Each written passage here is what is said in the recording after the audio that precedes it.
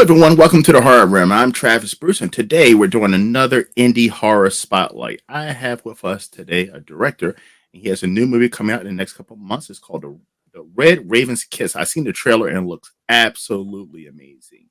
I have with us today director Austin Spark. Austin, welcome to the Horror Room. Thank you for having me, Travis. It's an absolute pleasure, man. Thanks for coming on. So, tell us a little bit about the Red Raven's Kiss. Sure. Yeah. So, The Red Raven's Kiss is a movie I've been working on for a while now. The movie that I've directed and right now very close to finish up on the editing phase is a short film adaptation of a feature film I hope to make one day. So this is kind of like a proof of concept film, if you will. But it's not a 5-minute film or anything like that. It's going to be around 40 minutes. So it's like a short feature kind of, and it's a horror murder mystery, or what I was very much inspired by was the 1970s to 1980s giallo films of the Italian horror genre, which were very much slasher films mixed in with a little bit of murder mystery. It's amazing. Now, how long has the production taken so far? So I decided last September that I want to take what I've written for the feature film, which was almost as completion, at least for a writing phase. And I was said, hell of it. Let me see if I can try while we're about to jump into October, jump into spooky season. It was about 2 years since I've directed last, since I've been working so hard on the feature film script. And that's been a daunting task. And I decided, hey, let's just make the short film of it. So I wrote the short film script in about a month or so, and then we just jumped straight into production. And then we filmed for about 3 weeks or so, and I'm in the editing phase right now. So it's been close to half a year. Okay. Now, did you shoot it on the East Coast or West Coast? East Coast. All of it took place in Vermont. Vermont. Okay, Vermont. By the way, Vermont is one state I have not been to. I've been to majority. I live in Maryland, so I've been to Oh, the yeah. majority of the states on the East Coast, but Vermont has not. It's been one state that I have not stopped by yet. It's a beautiful state. I love living here. It's not exactly the film capital of the world. Yes. Very much not so, but it's been giving me some luxury, as in, while there's not a gigantic amount of actors and filmmakers here, the ones that are here are very passionate about it and very much willing to work with each other to help all of us work together and make our films. People that live in Vermont are very willing to donate money when they can, or give us film locations when possible. I've been able to film a lot of cool locations that, if I filmed pretty much anywhere else, especially in California, would cost multiple thousands of dollars a day to rent. But in Vermont, I've been able to rent them for very cheap or for nothing at all. So there's pluses and minuses to everything. But you got to check out Vermont at some point. It's a beautiful Gotta state. check out Vermont because I hear that's where the Ben and Jerry's facility is, right? Yeah, Vermont at itself is all about Ben and Jerry's. It's one of like the three things that we're known for: that, skiing, and Bernie Sanders. Oh yes, Bernie. Yes, Bernie. Yes, you can't forget about Bernie. All right. So, when it comes to making a film, do you already have like a close knit team that you work with on your projects, or when each project do you try to seek out different individuals? That's a good question. With this film, I tried working with a whole different group of actors and crew. In the past, I worked with pretty much the same people over and over, trying to kind of do like a Tarantino Coen brothers thing of trying to use my favorite actors and pulling them into the same project. But with this one, sadly, people I worked with before weren't able to commit to it, which was fair because I wrote the script very quickly because I really want to film in October and they didn't have enough heads notice, which was fair. So I got to work with a whole new cast of crew, and I loved working with them. It was a great experience. I got very lucky with the people I got to work with. That's amazing because I mean I talk to a lot of filmmakers, as you know, and having a good team behind you, especially as the director and the filmmaker, is so important because there's Mhm. only but so much you can do, and to Yeah. have that good supporting staff is amazing. Definitely 100%. With this movie, of course, in the feature film that hopefully will be made one day, of course, that'll be a movie where people get paid on. But on this short film, because it was me putting my own money into it, the best I can do for all of my actors and cast was get them like $50 gift certificates for gas stations, help pay for their decent commute. Because where we were filming was for some people around an hour and a half drive. But besides that, we didn't have any pay for them. But you wouldn't be able to guess that from the passion that the cast and crew, especially the cast, brought to the production. And the way I look at it, especially when I'm making these kind of low budget indie films, is that I try to put everything on the page to make every character very exciting to play, so that any actor picking it up would be like, oh, wow, this by script alone seems like it's gonna be a very fun movie to be in, and this is a very fun part. So even if I have to, sacrifice some hours, I'm willing to do it. So I was very lucky because besides the acting skill everyone brought, they all work for basically nothing, and you wouldn't be able to guess it. Everyone was volunteering their time. For our Indiegogo page, which just wrapped recently, we actually had some of my actors donated to it, which is incredible. Nice. But that's just for all directors out there. My biggest recommendation is just, if you want to get people to work for you for free or next to nothing, write very, very strong parts, very fun parts for them to play, so it's worth their time. Now, I'm assuming when it came to cast, you selected actors and actresses that had acting backgrounds, or did you cast any first time actors or actors? For most part, everyone had acting experience. We have a couple people that their experience is mostly on stage in theater, which is, for most actors in Vermont, that's where most people go to. It's not a huge film community, but there's a decent stage presence. But for most part, we had people with screen presence. One of our main actors, Neil Town. Vermont isn't known for huge names, but he is someone that did a lot of stunt work on The Walking Dead. He's one of their like main zombies. Like, he pops up pretty much in every episode, just under different makeup, just because of his skill as a stunt person. And we got him to act in this movie as well as do stunt work. And we had other actors who are SAG actors and theater production people, but it was a mixture of people with film experience and people with just stage experience. Now, do you think it's important, because a lot of horror, especially in the horror filmmakers, they say that bringing in cast that has no acting experience is not a big deal. Do you feel that it's, even in indie horror, it's still important to have professionals on the cast? Yeah, good. That's a good question. Um, with horror, I can't really say anything against that because there's so many great horror films. Um, Evil Dead, for example, that were made on shoestring budgets with people who've never acted before, but the directors with a great script and great direction were able to turn them into something great.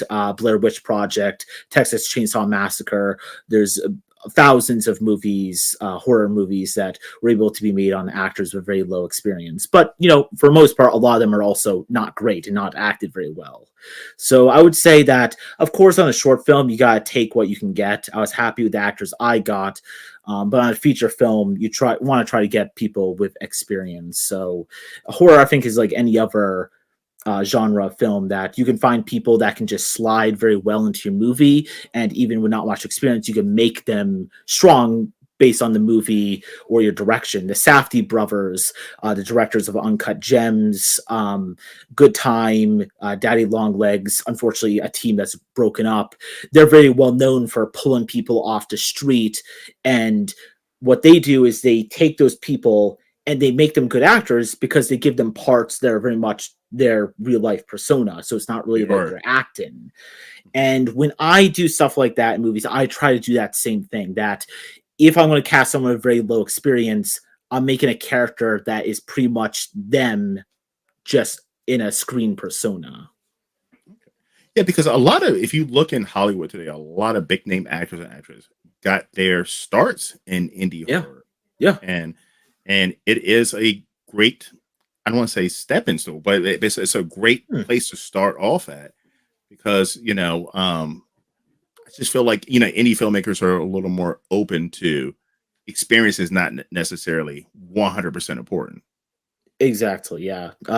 Just off the top of my head, George Clooney, Jennifer Anderson, Johnny Kevin Depp, Bacon. yeah, Kevin Bacon. Yeah, good one.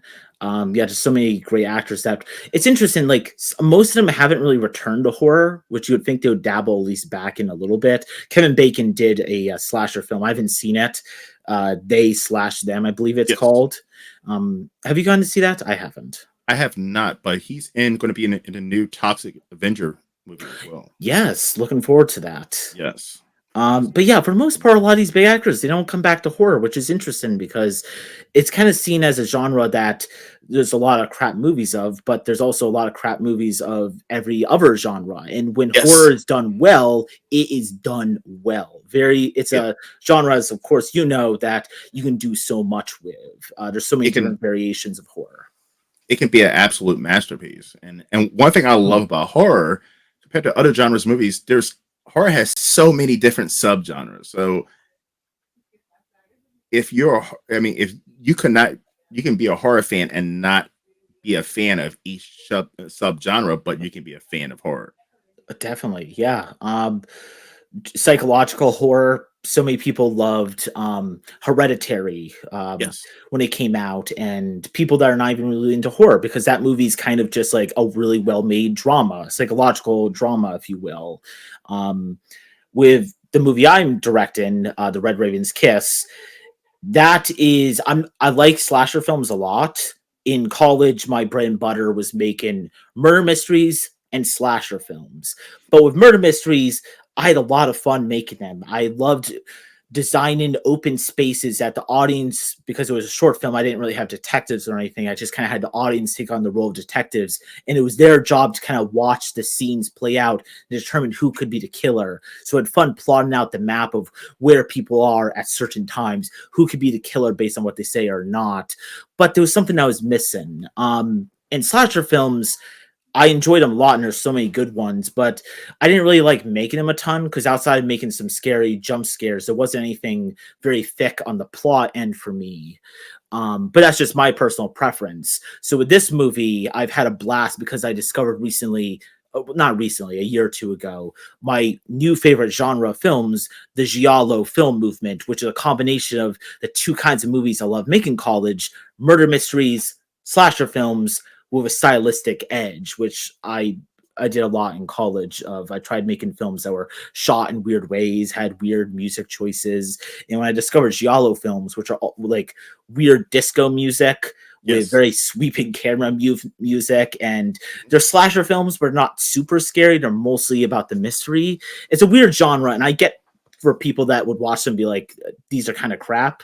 But for me, they're awesome movies, and I'm glad to be able to try this new subgenre of in The Red Raven's Kiss, which is also a found footage film, which is a genre I normally don't really watch a lot of. I watch Found some of footage. the best ones, but I'm kind of mismatching my favorite parts of different horror genres into one. Because, like you said, there's so many different kinds of great genres of horror, and just because you can't really just say I don't like horror in general. You don't maybe you don't Exactly. like slasher films, but I'm sure there's a good genre out there for you.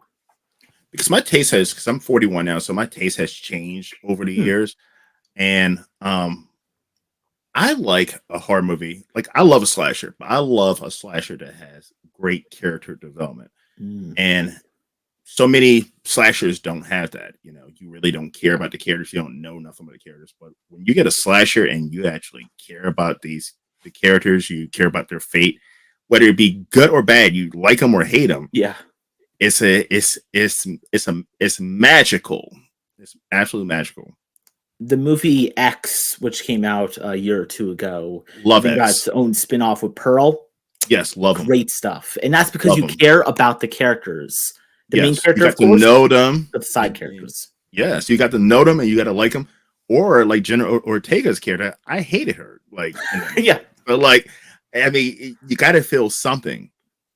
Yeah, even if you're annoyed by them, as long as they have a character, not just like a cardboard cutout of an archetype, which a lot of 80s slasher films had, which those movies were more about the presentation and the really great gore effects and stab scenes, which are very fun, admittedly. But yeah, X is great because there's characters in it you like, there's characters in it you don't like, but you're connected to those characters, so they actually mean something when they die. Exactly. And talking about Pearl, I saw that in the theaters because I Mm, loved X so much, and I just got taken into that movie. Like, it's by the way, if anybody who hasn't seen Pearl or X, please go see it. If you're a need horror to see fan, it. you have to see it. You have to see it. Definitely the best two horror movies are made in 2022, and 2022 had a lot of great horror movies. Yeah, it was a good Um, year for horror. I know, yeah, Barbarian. I like Smile. So good. Terrifier 2 was great, and I tell people I hated Terrifier 1. Terrifier 2 won me over. Like, it did everything that the first one didn't do, Mm, and but I mean, it was a great 2022 was an amazing year for horror films. yeah. Barbarian, like you said, that was a movie where you're just pulled into the world, kind of like Pearl, because great cinematography. It's it's not shot cheap, or at least it doesn't look like it's shot cheap. Yes. And, That's the thing. Creative filmmaking and on it all wasn't sides. predictable also. That's what I loved about Exactly. Barbarian. It was not predictable. You had no idea. Halfway into the movie, you jump over to a whole nother character and a whole nother story. You're like, what is going on here?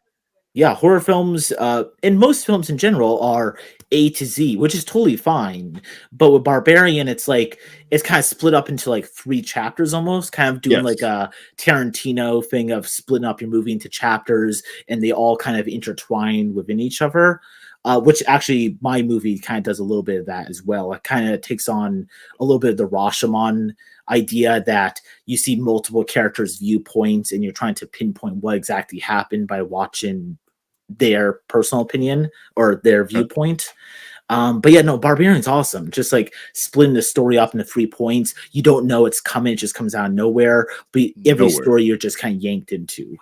Because at the beginning you think you know where it's going, and it is not even close to where it's going. You think you know where Exactly. it's going, and it's close. Now I have a question for you. Sure. So, making the Red Ravens kiss in your mind, you envisioned this to be a full length feature. How were you able to? Was it tough to get it down into a 40-minute short film? Yes and no. I had to cut some scenes I would like to include, but I wasn't able to. But how I was able to do it, it wasn't the worst thing to do to make into a short film, was that usually with a feature film trying to turn into a short film, you're just taking scenes out and kind of squishing it together. With this, in the feature film, it's a movie that features seven main characters: our protagonist, a victim, and five suspects. And like any good murder mystery or giallo film, the protagonist is trying to figure out who killed the victim, and other people and suspects start dying off. But in my feature film, you get to see the viewpoint of not just our main character and protagonist slash amateur detective. You see the POVs of all of the suspects and the main victim, which kickstarts the movie. So it's split up into 7 chapters that kind of intertwine within each other. And the short film, I kind of did the same thing, except everyone's chapters are shorter. And instead of highlighting, even though there's 7 main characters in my short film, we only do chapters of 4 of the 7 main characters. Everyone, the other 3 characters are just highlighted in those chapters, but not given their own. Okay, that's pretty interesting because I was like thinking about it because anytime I interview someone who makes a short film and I watch a short film, I'm like, well, especially the good ones, they're able to get a good beginning, middle, and end in Mhm. a short period of time, and I'm like, that has to be tough. It That is. has to be tough. It is. You could argue that it's tougher on a short film trying to make a really, really good film with such little time than making a feature film where you have at least 90 minutes to tell a good story. Correct. All right. So who are some filmmakers, horror filmmakers that you got an inspiration from making your movies? The main one would be Dario Argento. A lot of, especially with this movie, it's a lot of Italian directors. Dario Argento, director of Suspiria, Opera, um, and Lucio Fulci. the godfather of gore, as he's known in Italy. Sergio Martino, who directed Torso, which is a big inspiration for this movie. And although I guess he's a horror director, but he's just kind of a new horror director, I've always been inspired by Edgar Wright's movies, his use of stylized editing and comedy made through editing of the movie. So I would probably say those guys. Amazing. All right. Well, so also I'm pretty sure you see my channel, so I'm going to shoot to the fun part of the interview. I'm going to ask you 3 random horror questions. You ready? Let's do it. All right. Who is your favorite final guy? Final guy. Oh, final. Oh, that's such a good question. I've literally never been asked that. Such a good question. It stumps everybody. Yeah, because when you say that, now I'm only thinking, I'm just going, that's a final girl, final girl, final girl. Yep. Final guy. I would say, oh, that's such a good question. I'm going to have to think about that more in the future. But for right now, I'm going to say the main character from the movie The Bird with the Crystal Plumage, directed also by Dario Argento. That's a movie where it's a slasher film disguised as an amateur detective movie, and the main character is forced to try to solve all these unexpected murders that are happening in Italy while he's stationed there as a writer, I believe he is. And he can't leave Italy until he solves the case, and all the suspects he's investigating start dying around him. So, great question. I'm going to say the main character from The Bird with the Crystal Plumage. Ash from Evil Dead. Of course, is my number one. I mean, that's a go-to. I mean, classic. Actually did a great one. Actually did a top 5 recently, and Tommy Jarvis from Friday the 13th was amazing. Yep. The little boy from People Under Stairs, great final boy, I should say.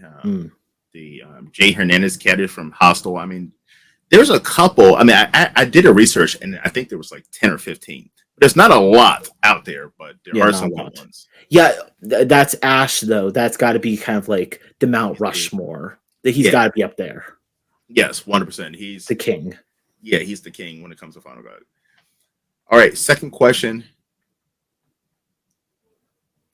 Reboot.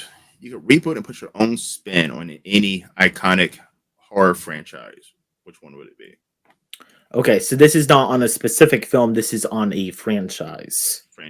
You can reorder the franchise to do it the way you want to do it. Yeah. So that's a good question. So there's a lot of franchises that you could pick out that are just like not great franchises, especially in horror. There's a lot of ones that had really good first movies, but the rest of them are kind of okay or crap. But I'm going to pick a franchise that has a decent amount of good movies. In fact, they've had decent movies that came out very recently until the new one is, at least at the moment, very much canceled. And that is the Scream franchise. For me, as a writer, director, personally, I love writing a good murder mystery. But I think where Scream could have its own unique twist is that it's starting to get, the idea of Scream is starting to get a little stale. It's set pretty much, except for the most recent one, which I appreciate. That was great. Mm-hmm. They're all set the same town, which was great for the first couple, but I'm glad the new one went to New York. That was fun. But why not place other places and try some different things? I think with Scream, the idea that anyone could be under that mask, and that situation of someone driven mad by the idea of this character, that can be placed anywhere. You could even you could do kind of like a mixture of The Thing with Scream and kind of have a bunch of scientists at some kind of cold location, Alaska, Antarctica, and someone in this base is going around stabbing people in the night. That's a great idea. Yeah. I think Scream, you can do so much things with. So I'm going to say Scream. You could even, I'm thinking, what do you think? You could do like a military base too. Military base would be awesome. Yeah, that's perfect. Amazing. Yeah, why not? Good idea. Scream, by the way, is it not the most consistent horror franchise out there? I mean, they consistently make good to excellent movies. Yeah, for sure. I mean, That's why it's hard to say Scream should be rebooted, but at this point, especially with all the drama around Scream recently, maybe go with a new spin on it. I agree. Now, what horror franchise? Last question: what horror franchise would you wish they would stop making movies? Oh, that's a good one. Um, I am getting sick of the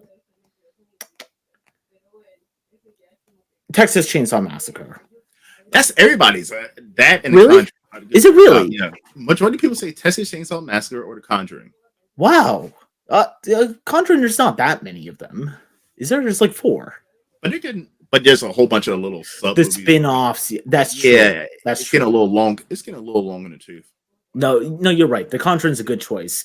The Texas Chainsaw Massacre, the thing is that if you ask any horror director, especially the older school guys, or at least the guys that are coming in, the people that are in their 50s, and so like the Eli Roths, the Rob Zombies, those guys, they all say their favorite horror film, Texas Chainsaw Massacre. Mine too. It's a great movie. It's you could call it the Citizen Kane of horror films. Exactly. But I don't know. It was the first one was so good, and the rest is just like you kind of just like beat an idea of it into the ground at this point. And nobody has been able. There's been God knows how many reboots. I like the first one, and I like the second one. The second one, it was a little silly. It was a different. I like the first two, but it's been beaten into the ground with so many different reboots and variations, and no one can't do anything with the character. And I'm like, I don't know. I mean, like it's majority of the movies. If you looked at it, there has to be 8 movies in that franchise. There's only like maybe 3 or 4 that are even watchable. Yeah, it's true. Yeah, and that's 3 or 4 like watchable. Yeah, I'm just being generous and saying 3 or 4. Very generous. Probably 2. It's probably 2 or 3. Yeah, because I was excited for that new one that came on Netflix a few years ago. I was so excited by that, and then I put that on. I was like, "This is an excellent concept." It is. They just fucked it all up, and horrible. I was like, "This is a great idea," but the execution was just off. Yeah, it's like you said. It could have been great. There's a lot of great ideas, and that's a sad thing when it comes to horror films. There's a lot of great movies that have great ideas, but just execution from a screenplay standpoint or directing standpoint just falls flat. And it has the most hated final girl ever in a horror movie. I couldn't stand the 2 sisters. Yeah, it's true. When he offed her at the end, I was like, yes. And I've never done that for a final girl. Really? Yeah. Yeah, I was like cheering for Leatherface. It's too bad because that actress, I've seen her in other things, and she's pretty decent in other movies, but just that movie gave her a horrible character. Oh, shoot. None of those characters, except for the redneck with the guns, were likable. Yeah, pretty much. That's when it comes to what you originally said, you got to have a movie, even if they're just getting butchered, you make these characters likable or dislikable enough that they're interesting, and that's only when I'm going to start caring about the movie. Exactly. Now, Austin, where can everyone find you, my friend? So people can find me on Instagram at Aus10Sprake. And maybe I can send you the link, but it's AUS10SPRAKE at Aus10Sprake. And I make a lot of posts there about my movie and the movies I'm working on. Or you can go on Facebook and find The Red Raven's Kiss, the short film, and that is where obviously I make the most posts about the movie.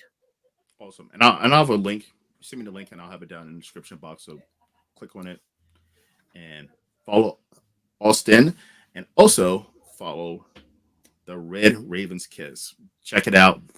The trailer looks absolutely amazing. I can't wait for it to come out. Austin, it's been an absolute pleasure having you on, man. Listen, once The Red Raven's Kiss comes out and I take a look at it, I would love to have you back on and talk about it. Yeah, I would love to. This has been a great conversation. You've asked some terrific questions. So when it comes out, please, if you like the movie, please invite me on. I'd love to talk to you again. I will. Even if I don't like the movie, I'm still going to have you on. Okay, sounds good. I'll pick that up. Yes. All right, everyone. Well, thank you for coming to the Horror Rim. I'm Travis Bruce. I'll see you guys next time. Take care.